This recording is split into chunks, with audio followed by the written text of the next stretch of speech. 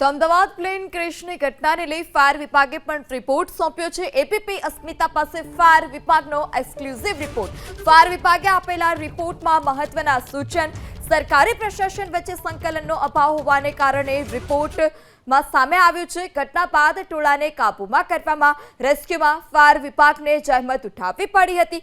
એક સાથે અનેક લોકો એકત્રિત થતા મોબાઈલ ટાવર જામ થયા હતા। ઇમરજન્સી ઘટનામાં ફાયર વિભાગ પાસે સેટેલાઇટ ફોન ન હોવાનો પણ ખુલાસો। તો અલગ અલગ પ્રશાસનના આદેશની પ્રતીક્ષા કરવાની પદ્ધતિમાં ફેરફાર કરવા પણ સૂચના આપવામાં આવી છે। ડિઝાસ્ટર મેનેજમેન્ટ સંલગ્ન સંસ્થાઓ પાસેથી જવાબ માટે પ્રતીક્ષા કરવી પડી। 7 પાનાના રિપોર્ટમાં ફાયર વિભાગે 1.43 કલાકે એટલે કે 1:43 આગના 2 કોલ મળ્યા હતા। પાલડીના કંટ્રોલ રૂમમાં અજાણ્યા વ્યક્તિઓએ કોલ કર્યા હતા। બાદમાં એરપોર્ટ ઓથોરિટીએ આગ લાગવા અંગે કોલ કર્યાનો પણ ઉલ્લેખ કરાયો છે।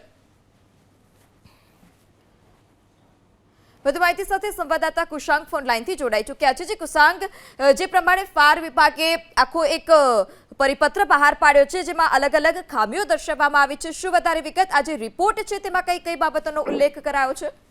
તો 7 પાનાનો રિપોર્ટ છે અને આ 12 જૂનના આગ લાગવાની જે ઘટના બની હતી, ફાયર વિભાગને જે કોલ આવ્યા હતા ત્યાંથી લઈને કઈ બાબતોની મામલે ફાયર વિભાગને ક્ષતિ જણાઈ તે તમામ બાબતોનો ઉલ્લેખ કરવામાં આવ્યો છે। ખાસ તો જે 4 મુદ્દા ઉમેરવામાં આવ્યા છે તે ખૂબ મહત્વના છે, જે રાજ્ય સરકારની અલગ અલગ જે પ્રશાસન છે, પોલીસ છે, પ્રશાસન, હોસ્પિટલ વિભાગ છે, તેની વચ્ચે સંકલનનો અભાવ હોવાનું સૌથી પહેલા આ જે રિપોર્ટ છે તેમાં ઉલ્લેખ કરવામાં આવ્યો છે અને તેના જ કારણે થઈને જે દર્દીઓ ઇજાગ્રસ્ત હતા તેમને સારવાર મેળવવામાં વિલંબ થઈ તે પ્રકારનું જે સૂચન છે તેમાં કરવામાં આવેલું છે। એક સાથે અનેક લોકો એકત્ર થઈ ગયા હોવાના કારણે કમ્યુનિકેશન ફાયર વિભાગના આંતરિક વિભાગો વચ્ચે ન થઈ શક્યું, જેના કારણે સેટેલાઇટ મોબાઈલ ટાવર હોવા પણ જરૂરી હતા અને સેટેલાઇટ મોબાઈલ ફોન ફાયર વિભાગ અને જે તે પ્રશાસન પાસે હોવા પણ જરૂરી હતા। ડિઝાસ્ટર મેનેજમેન્ટ તરફથી કોલ લેવામાં અને આયોજન કરવામાં મોટી ખામી રહી હોવાનું જે છેલ્લા પોઈન્ટમાં ઉલ્લેખ કરવામાં આવ્યો છે તે સૌથી મહત્વનું છે।